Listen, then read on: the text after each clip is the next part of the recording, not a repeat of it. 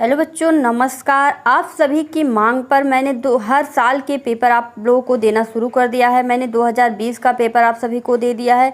ये है आपका 2022 का पेपर। 21 का पेपर हुआ ही नहीं। आगे मैं आपको 2015 से लेकर सारे पेपर आप लोगों को प्रोवाइड कराऊंगी। चलिए इसको सॉल्व करते हैं। 70 नंबर का पूर्णांक है, ठीक है। हिंदी का आपका पेपर है। 3 घंटे 15 मिनट आपको समय दिया जाता है और 3 घंटे 15 मिनट में 15 मिनट आपको पेपर पढ़ने के लिए दिया जाता है, ठीक है।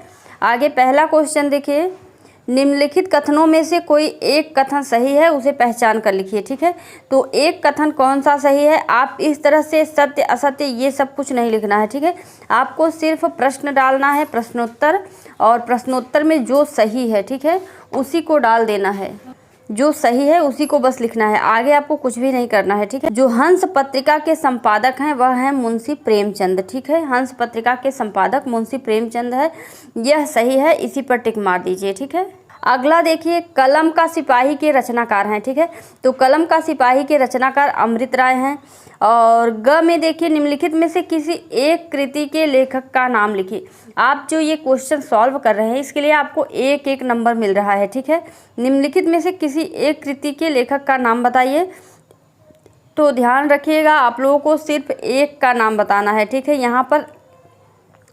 यहाँ पर जो है 4 ऑप्शन दिए गए हैं, ठीक है। 4 ऑप्शन हैं, लेकिन आपको जो है एक का करना है, ठीक है। जैसे देखिए, आषाढ़ का एक दिन, यह प्रेमचंद जी का है, ठीक है, प्रेमचंद का है। और आपका क्या भूलूं क्या याद करूं, क्या भूलूं क्या याद करूं जो है हरिवंश राय बच्चन का है। और रसमीमांसा जो है, रसमीमांसा आचार्य रामचंद्र शुक्ल का है। और संस्कृति के 4 अध्याय, यह आपका जो है रामधारी सिंह दिनकर के द्वारा लिखा गया है, ठीक है। ये चारों आपको एक ही का करना है, जिसका भी आता रहेगा, ठीक है। अगला देखिए, सूरज का 7वां घोड़ा। और मैं आपको बता दूं कि बोर्ड में जितने भी जैसे ये लेखक का नाम, रचनाएं जितनी भी हैं, सभी इम्पोर्टेंट के रूप में मैं आप सभी को प्रोवाइड कर रही हूँ, ठीक है। उससे बाहर आपका कुछ भी जाएगा नहीं, ठीक है। तो एक वीडियो मैं आप लोगों को इम्पोर्टेंट जो है लेखक और रचनाओं के बारे में भी दे दूंगी, जिससे ऊपर कुछ भी नहीं जाएगा, बहुत ज़्यादा रहेगा भी नहीं, और आपका जो है उसी में से आएगा, ठीक है। आप लोग तैयार कर लीजिएगा। सूरज का 7वां घोड़ा के लेखक का नाम है, तो सूरज का 7वां घोड़ा के लेखक का नाम धर्मवीर भारती है, ठीक है, धर्मवीर भारती। चलिए अगला देखते हैं। उसने कहा था किस विधा की रचना है, तो उसने कहा था कहानी विधा की रचना है, ठीक है। और अगला देखिए, रीतिबद्ध काव्यधारा के किन्हीं 2 कवियों के नाम लिखिए। ये जो क्वेश्चन है बहुत ही ज़्यादा इम्पोर्टेंट होता है। रीति काल से जो 3 जो है उसकी प्रकार होते हैं, वह जो है उनसे कन्फर्म है कि एक क्वेश्चन आता ही आता है, तो मैं आपको वह भी दे दूंगी। और ये जो क्वेश्चन है, छायावाद की किन्हीं 2 मुख्य विशेषताओं का उल्लेख कीजिए, इसमें भी आपका प्रगतिवादी युग और सभी युग हैं जिससे क्वेश्चन पूछे जाते हैं, मैं उसको भी दे दूंगी, ठीक है। लेकिन हाँ, चैनल को अगर अभी तक आपने सब्सक्राइब नहीं किया है तो सब्सक्राइब कर लीजिए, ताकि कोई भी वीडियो आपसे छूटे नहीं, ठीक। अब देखिए दूसरा क्वेश्चन जो है, रीतिबद्ध काव्यधारा के किन्हीं 2 कवियों के नाम लिखिए। तो यहाँ पर देखिए, यहाँ पर बच्चे ने लिखा हुआ है केशवदास और मतीराम, ठीक है। यहाँ पर मतीराम होगा। केशवदास मतीराम जो है रीतिबद्ध काव्यधारा के 2 कवि हैं, ठीक है। और भी हैं लेकिन आपको सिर्फ 2 लिखना है, ठीक है। छायावाद की किन्हीं 2 मुख्य विशेषताओं का उल्लेख कीजिए। तो छायावाद के किन्हीं 2 मुख्य विशेषताएं हैं। पहला है रहस्यमयी सूक्ष्म भाव का चित्रण, ठीक है। और दूसरा जो है यहाँ पर, दूसरा है प्रकृति के सौंदर्य का चित्रण, ठीक है। ये 2 विशेषताएं छायावाद की हैं, ठीक है। दोनों विशेषताओं को आपको लिख देना है। पहला नंबर डालना है रहस्यमयी सूक्ष्म भाव का चित्रण, दूसरा डालना है कि प्रकृति के सौंदर्य का चित्रण, ठीक है। प्रिय प्रवास के रचनाकार का नाम लिखिए। तो प्रिय प्रवास के रचनाकार हैं अयोध्या सिंह उपाध्याय हरिऔध, ठीक है। अगला देखिए, तीसरा जो क्वेश्चन है गद्यांश पर आधारित होता है। निम्नलिखित गद्यांशों में से किसी एक गद्यांश के नीचे दिए गए प्रश्नों के उत्तर दीजिए। आपको गद्यांश को पढ़ना है और 3 प्रश्न दिए गए हैं, जिसके लिए आपको 6 नंबर मिलेंगे, यानी कि 2-2 नंबर, जितने क्वेश्चन करेंगे उतने नंबर मिलेंगे, ठीक है। यहाँ से आपने गद्यांश पढ़ लिया। कुसंग का ज्वर सबसे भयानक होता है, यह केवल नीति और सद्वृत्ति का ही नाश नहीं करता बल्कि बुद्धि का भी क्षय करता है। किसी युवा पुरुष की संगति यदि बुरी होगी, और ध्यान रखिएगा पहले इसको पढ़िएगा, ठीक है, उसके बाद कुछ करिएगा। यहाँ पर 3 क्वेश्चन आप देख सकते हैं, 3 क्वेश्चन दिए गए हैं, ठीक है। तीनों क्वेश्चन के आपको आंसर देने हैं, जितने भी क्वेश्चन छोड़ेंगे उतने 2 नंबर कटेंगे, ठीक है। तो जो क्वेश्चन यहाँ पर है, गद्यांश का संदर्भ लिखिए, ठीक है। तो संदर्भ में आप सभी को लिखना है लेखक का नाम, यानी यह मित्रता पाठ से लिया गया है, ठीक है। कौन से पाठ से? मित्रता पाठ से। लेखक इसके कौन है? आचार्य रामचंद्र शुक्ल, ठीक है, आचार्य रामचंद्र शुक्ल। और अगला जो क्वेश्चन रहता है, रेखांकित अंश की व्याख्या कीजिए, ठीक है। तो रेखांकित अंश आप देख सकते हैं, इतने का आपको व्याख्या करना है जहाँ जहाँ रेखा खींची हुई है, ठीक है। 2022 का यह पेपर है, ठीक है। और उसके बाद आपको तीसरा क्वेश्चन भी कर देना है, उपर्युक्त गद्यांश में सत्संगति की क्या विशेषता बताई गई है। तो सारे गद्यांश को पढ़कर जो विशेषता बताई गई है, मैंने जो है सिलेबस पढ़ा दिया है, आप सभी प्लेलिस्ट में जाकर वहाँ से पढ़ सकते हैं मित्रता पाठ को, और इस तरह से सभी प्रश्नों के आंसर दे सकते हैं। उसके बाद मान लीजिए कि आपने मित्रता नहीं पढ़ा हुआ है, ऐसा तो करना नहीं है, लेकिन मित्रता मान लीजिए आपने नहीं पढ़ा है, तो बुद्ध के जन्म के अथवा करके यहाँ पर दिया हुआ है, इसको देखिए, अगर यह आता है तो आप उसको छोड़ दीजिए, इसको कर डालिए, ठीक है। बुद्ध के जन्म की घटनाएं तो इन चित्रित कथाओं में हैं, उनके पिछले जन्मों की कथाओं का भी इसमें चित्रण हुआ है, ठीक है। इस तरह से पढ़ने से आपको पता चल जाएगा कि कौन से जो है यह गद्यांश से है। तो यह आपका जो है अजंता पाठ से है, ठीक है। अजंता पाठ में बुद्ध के बारे में सारी लिखावटें की गई हैं और भगवत शरण उपाध्याय के द्वारा लिखा गया है, ठीक है, भगवत शरण उपाध्याय के द्वारा लिखा गया है। तो इनमें भी वही है, 3 प्रश्नों के आपको आंसर देने हैं। पूरे गद्यांश को पढ़कर यहाँ 3 प्रश्न दिए गए हैं, सारे के आंसर देने हैं, ठीक है। और चौथा जो क्वेश्चन है वह काव्य पर आधारित होता है, ठीक है। एक की संदर्भ सहित व्याख्या, 2 दिए हुए हैं अथवा करके, ठीक है। तो आपको संदर्भ सहित व्याख्या कर कीजिए और उसका काव्य सौंदर्य लिखिए। तो जो संदर्भ आप लिखेंगे उसके नंबर आपको 1 मिलेंगे, और व्याख्या लिखेंगे 4 नंबर, और 1 नंबर आपको काव्य सौंदर्य में भी लिखना है। काव्य सौंदर्य में आपको क्या लिखना है कि अलंकार, शैली, ठीक है, भाषा, ये सब आपको काव्य सौंदर्य में लिख देना है। अगर आपको मान लीजिए कि ये काव्य सौंदर्य नहीं भी आता है तो भी आप थोड़ा बहुत काव्य सौंदर्य हेडिंग डाल के उसमें भाषा इनकी जो है सरल सुबोध है, ऐसे करके लिख सकते हैं, ठीक है। और देखिए ये जो पद्यांश यहाँ पर दिया हुआ है, शीश जटा और बाहु विशाल, बिलोचन लाल तिरछी सी भव है, तून सरासन बाण धरे, यह आपका जो है तुलसीदास के द्वारा लिखा गया है। और आप ध्यान दीजिए 2020 में भी यही आया था और 2022 में भी इसी से आया है, ठीक है। 2022 में वनपथ पर से ही आया है, ठीक है, और 2020 में भी वनपथ पर से ही आया था। इसका मतलब है ये चैप्टर बहुत ही ज़्यादा इम्पोर्टेंट है, आप इसको एक बार ज़रूर देख लीजिएगा, ठीक है। अगला देखिए, मान लीजिए कि आपको वनपथ पर नहीं आता है, नहीं पढ़े हैं। सच्चा प्रेम वही है जिसकी तृप्ति आत्म बल पर निर्भर हो। आपने जो है ऊपर का नहीं पढ़ा हुआ है, यानी कि आपने तुलसीदास का नहीं पढ़ा है, तो राम नरेश त्रिपाठी का आपने पढ़ा है। अगर इसे लिखने वाले राम नरेश त्रिपाठी हैं, ठीक है, और स्वदेश प्रेम से, ठीक है, स्वदेश प्रेम से यह लिया गया है। यह भी चैप्टर इम्पॉर्टेंट है, ठीक है। अगला देखिए, अगला जो 5वां क्वेश्चन है वह जीवन परिचय पर लिखना होता है। जीवन परिचय में आपको एक रचना का नाम लिखना होता है, जिसके लिए आपको 1 नंबर मिलेगा और जीवन परिचय के लिए 2 नंबर मिलेगा। तो आप देख रहे हैं कि यहाँ पर आपको सिर्फ 3 नंबर ही मिल रहे हैं, ठीक है। तो आपको बहुत ज़्यादा नहीं लिखना है, यानी कि आप 1 पेज में जीवन परिचय को कंप्लीट कर दीजिएगा, ठीक है। जीवन परिचय यहाँ पर तीनों दिए हुए हैं, ठीक है, और तीनों आपकी इम्पॉर्टेंट है, ठीक है। 3 जो लेखक हैं इनका तैयार कर लीजिए, ठीक है। कोई भी आपको मन में संदेह नहीं रखना है, 3 लेखक का जीवन परिचय तैयार करिए और तीनों में से आपका एक फंसना ही फंसना है, ठीक है, कोई कन्फ्यूजन लेनी ही नहीं है। निम्नलिखित कवियों में से किसी एक कवि का जीवन परिचय लिखिए। यहाँ पर वहाँ लेखकों का जीवन परिचय था, यहाँ कवियों का है, तीनों इम्पॉर्टेंट है, ठीक है। और आप चाहें तो राम नरेश त्रिपाठी का भी तैयार कर सकते हैं। वही हाल इनका भी है, एक रचना और जीवन परिचय आपको बताना है, ठीक है। और मैं आपको जीवन परिचय का भी वीडियो लगातार दे रही हूँ और सभी चीज़ों की वीडियो दे रही हूँ, ठीक है। तो टेंशन बिल्कुल नहीं लेना है, सारी चीज़ें आपको कराई जाएंगी, इसीलिए चैनल को सब्सक्राइब करने के लिए बोल रही हूँ। आपको इस वीडियो से 10% भी नॉलेज मिलता है तो वीडियो को लाइक करें, शेयर करें। छठा क्वेश्चन जो है, निम्नलिखित संस्कृत गद्यांश का संदर्भ सहित हिंदी में अनुवाद कीजिए। अस्माकं संस्कृति सदा गतिशीलता वर्तते, मानव जीवनम संस्कर्तुम एषा यथा समयम नवा नवा विचारधारा। यह आपका कहाँ से लिया गया है? तो यह आपका भारतीय, ठीक है, भारतीय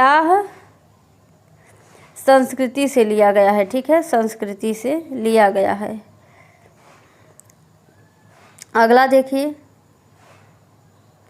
अब यहाँ पर देखिए आपको अथवा करके दे दिया है। अगर आपको ऊपर का, जैसे मान लीजिए आपने संस्कृत में जो है गद्यांश नहीं पढ़ा हुआ है तो आप इसको कर सकते हैं, ठीक है। श्लोक है, इस श्लोक कौन से पाठ से लिया गया है कमेंट करके ज़रूर बताएं। चलिए अगला देखते हैं, 7वां क्वेश्चन। अपनी पाठ्य पुस्तक में से कंठस्थ किया हुआ कोई एक श्लोक लिखिए जो इस प्रश्न पत्र में न आया हो। तो श्लोक आप देख सकते हैं, ये श्लोक नहीं लिखना है जो यहाँ पर आ गया है, ठीक है। आपको अलग से इसीलिए 2-3 श्लोक कम से कम 2-3 श्लोक याद कर लेंगे, आपका काम हो जाएगा, ठीक है। निम्नलिखित प्रश्नों में से किन्हीं 2 प्रश्नों के उत्तर दीजिए। यहाँ पर आपको प्रश्न दिए गए हैं, जब आप चैप्टर पढ़े रहेंगे तो प्रश्नों के उत्तर आसानी के साथ दे सकते हैं, ठीक है। यहाँ पर आपको ध्यान रखिएगा, यहाँ 2 नंबर ही दिए हैं, प्रश्न को ध्यान से पढ़िएगा। किन्हीं 2 प्रश्नों के उत्तर देने हैं। यहाँ 4 प्रश्न हैं लेकिन आपको सिर्फ 2 के देने हैं, ठीक है। नंबर बोर्ड कॉपी में नंबर अच्छे से डालिएगा, कोई भी नंबर नहीं छूटे, ठीक है। अगर नंबर अच्छे से नहीं डालेंगे तो नंबर आपके कट जाएंगे, लिखने से भी आपको नंबर नहीं दिया जाएगा, ठीक है। 8वां क्वेश्चन जो है रस के लिए होता है। रस में आपको करुण रस, हास्य रस, यही 2 रस तैयार करना है, ठीक है। और उपमा अलंकार, रूपक अलंकार, उत्प्रेक्षा अलंकार, ये 3 अलंकार आपको तैयार करने हैं, ठीक है। और रोला छंद अथवा सोरठा छंद, यही 2 छंद आपको तैयार करने हैं, ठीक है। इसमें आपका कुछ भी वो नहीं है कि आप न तैयार करें या क्या तैयार करें, ठीक है। थोड़ा सा आपको समझने की और याद करने की ज़रूरत है और कुछ भी नहीं, ठीक है। 9वां क्वेश्चन है, उपसर्गों में से किन्हीं 3 के मेल से एक एक शब्द बनाइए, ठीक है। किन्हीं 3 के मेल से एक एक शब्द बनाइए, यानी कि आपको एक एक शब्द लिखना है। जैसे यहाँ अन है, ठीक है, तो आपको लिखना है अनमोल, ठीक है, अनमोल। यहाँ उप है, उपकार, ठीक है। और दूसरा जो है यहाँ देखिए सु दिया हुआ है, सुयोग्य, ठीक है। अगला देखिए अभि दिया हुआ है तो अभिमान, ठीक है, अभिमान। अधि, अधिकार। सह का सहचर, ठीक है। इस तरह से आप लिखिएगा, ठीक है। हाँ, ध्यान रखिएगा आपको 3 का ही करना है, ठीक है, क्योंकि यहाँ पर 3 नंबर और 3 ही करना है, ठीक है। 3 का करना है, यहाँ पर 6 आपका दिया हुआ है, 3 करना है, ठीक है। अगला, निम्नलिखित में से किन्हीं 2 प्रत्ययों के प्रयोग से एक एक शब्द बनाइए। प्रत्यय यानी पीछे का शब्द, ठीक है। तो यहाँ आई दिया हुआ है, पढ़ाई लिखाई जो भी आपको आता रहे उसको कर देंगे, ठीक है। ता दिया हुआ है तो ममता, सरिता, ललिता, जो भी आपको आए, ठीक है। हट यहाँ पर दिया हुआ है, देखिए हट तो आहट, ठीक है, आहट, कड़वाहट। यहाँ वट का सजावट, बनावट, थकावट, ठीक है। बहुत सारे शब्द हैं, जो भी आपको आएंगे आप कर दीजिएगा। ग देखिए, निम्नलिखित में से किन्हीं 2 का समास विग्रह कीजिए तथा समास का भी नाम लिखिए। 2 आपको करने हैं, ठीक है। तो देखिए यहाँ पर उत्थान पतन, ठीक है, उत्थान पतन आपका द्वंद्व समास है, ठीक है, उत्थान पतन द्वंद्व। चौराहा आपका जो है द्विगु समास है, ठीक है, द्विगु समास है। और जीवन मरण, जीवन मरण द्वंद्व समास है। त्रिभुज जो है वह द्विगु समास है, ठीक है। चलिए आगे का देखते हैं। निम्नलिखित में से किन्हीं 2 शब्दों के दो दो पर्यायवाची लिखिए, ठीक है। 2 शब्दों के दो दो पर्यायवाची, जैसे देखिए बादल का आपने लिख दिया पयोद नीरद, ठीक है, पयोद नीरद। ऐसे ही आपको सभी के लिखने हैं, जैसे पुत्री का बेटी धिया, ठीक है, पुत्री का आपने लिख दिया बेटी धिया। गणेश का आपने लिख दिया लंबोदर गणनायक अष्टविनायक, ठीक है। कमल का नीरज पंकज, ठीक है, इस तरह से लिख दीजिए। निम्नलिखित में से किन्हीं 2 शब्दों के तत्सम रूप लिखिए। तो तत्सम रूप में 2 का ही लिखना है, यहाँ मैं आपको चारों का बता दे रही हूँ। धुआं का होगा धूम्र, ठीक। तालाब का तड़ागा और जेठ का ज्येष्ठ, ठीक है। आग का अग्नि होगा, ठीक है, ठीक। अगला देखिए 10वां क्वेश्चन, निम्नलिखित में से किन्हीं 2 में संधि विच्छेद कीजिए और संधि का नाम बताइए, ठीक है। तो आपको यहाँ पर 2 का ही करना है, मैं सभी का बता दे रही हूँ। प्रत्येक, ठीक है, प्रत्येक का प्रतिधन एक, ठीक है, प्रत्येक, यह आपका जो है यण संधि है। और अभी जो है आपके सिलेबस में सिर्फ यण संधि ही है, ठीक है। पहले आपके सिलेबस में और भी चीज़ें थी, लेकिन अभी यण संधि है। स्वागतम जो है आपका, यह भी यण संधि है। स्वधन आगतम, ठीक है, ठीक है। और यहाँ तथैव जो है यह वृद्धि संधि है, ठीक है, वृद्धि संधि है। और तथा धन एव, ठीक है, तथैव का। पित्राज्ञा पितृधन आज्ञा होगा, ठीक है, पितृधन आज्ञा। चलिए अगला देखिए, निम्नलिखित शब्दों में से किसी एक शब्द का पंचमी विभक्ति एवं बहुवचन का रूप लिखिए। तो आपको विभक्ति भी लिख देना है, ठीक है, मैं आपको बता दूंगी। धातु भी आपको समझा दूंगी कैसे करना है, ठीक है, आपको उसको भी करना है अच्छे से। और यहाँ अनुवाद दिया हुआ है, आपको 4 अनुवाद दिए गए हैं, यहाँ पर आपको 2 ही करना है, ठीक है। जैसे यहाँ पर देख सकते हैं, विद्या विनय देती है, यानी विद्या विनयम ददाति, ठीक है। और वाराणसी एक प्रसिद्ध नगरी है, तो वाराणस्या एक प्रसिद्धा धार्मिक नगरी अस्ति। 11वां क्वेश्चन देखिए, किसी एक विषय पर निबंध लिखना है आपको। 6 नंबर यहाँ पर आपको दिए जा रहे हैं, ठीक है। आतंकवाद की समस्या, जनसंख्या नियंत्रण, पर्यावरण प्रदूषण, मेरा प्रिय कवि, किसी पर भी आपको, जिस पे आपको अच्छे से आता हो।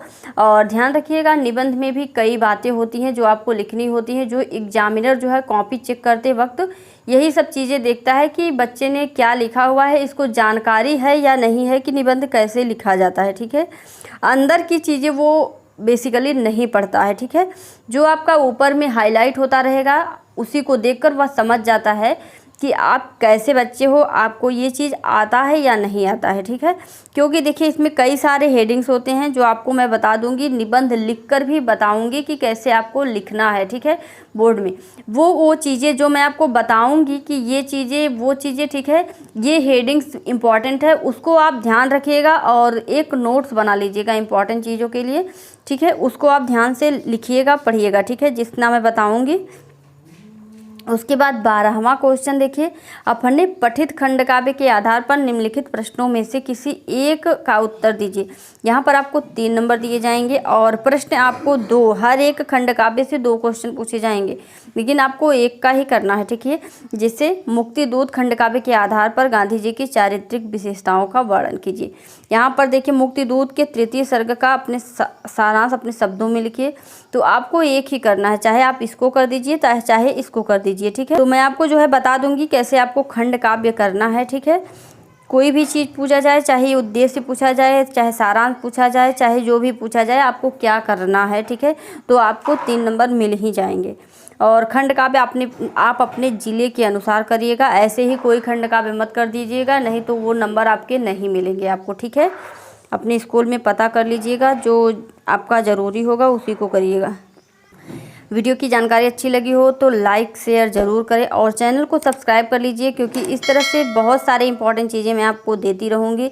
चलिए मिलते हैं नेक्स्ट वीडियो में अगले पेपर के साथ। धन्यवाद।